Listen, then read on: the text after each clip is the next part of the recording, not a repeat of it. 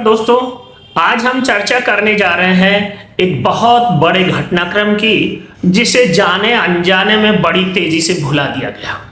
और वो घटनाक्रम है जब हमारे देश में लॉकडाउन लागू हुआ। उस समय मौलाना साद नाम के एक आदमी दिल्ली के एक मस्जिद में, जो कि तबलीगी जमात के मुख्यालय है, वहां पर कोरोना फैलाने का आरोप लगा। और उसके बाद मौलाना साद पर 2-3 दिन बाद एक प्रकार की विशेष चुप्पी भारत सरकार ने धारण की। पता नहीं कारण क्या थे।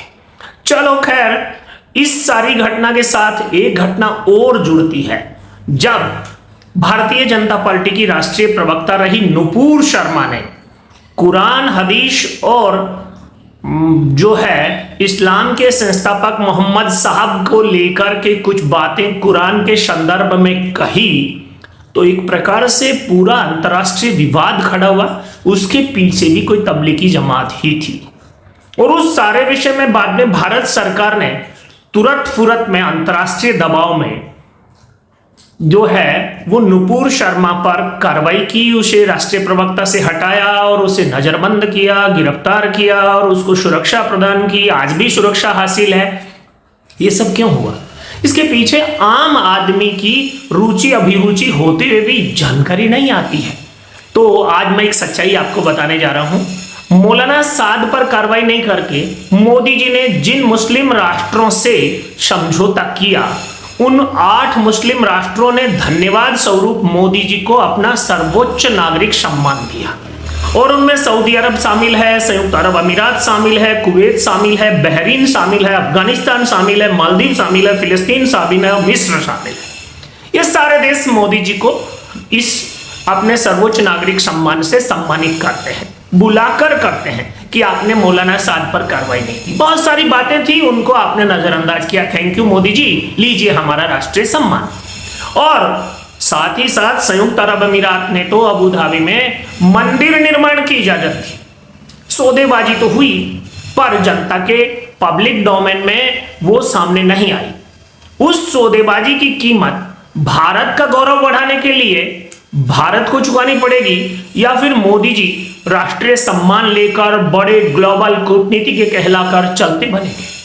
सच्चाई है, इसको भारत और भारत के स्वाभिमान को क्या लाभ हुआ और सनातन के स्वाभिमान को क्या लाभ हुआ? हाँ, एक विषय जरूर तय हो गया कि भारतीय उपमहाद्वीप का मुसलमान जो कहता है मूर्ति पूजा ठीक नहीं है, वहीं संयुक्त अरब अमीरात ने अबू धाबी में मंदिर बनाने की इजाजत देकर के उनकी इस अवधारणा को ही नकारा घोषित कर दिया।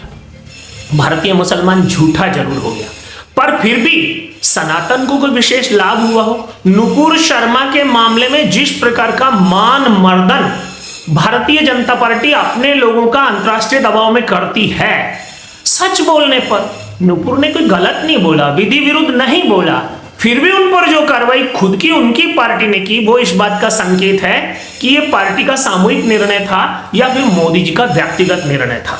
नुपुर शर्मा के बयान के बाद जिस प्रकार का परिवेश बना, जिस प्रकार का अंतर्राष्ट्रीय दबाव बना, और तुरंत में भारत सरकार ने जो कार्रवाई की, वो अनेक सवाल खड़ा करती है। और मौलाना साद पर भारत सरकार को बहुत सारे विषय, जांच एजेंसियां, तथ्य मिले, और फिर तुरंत में जिस प्रकार उस विषय को ठंडे बस्ते में डाला गया, उस पर भी बहुत सारे सवाल खड़े होते हैं।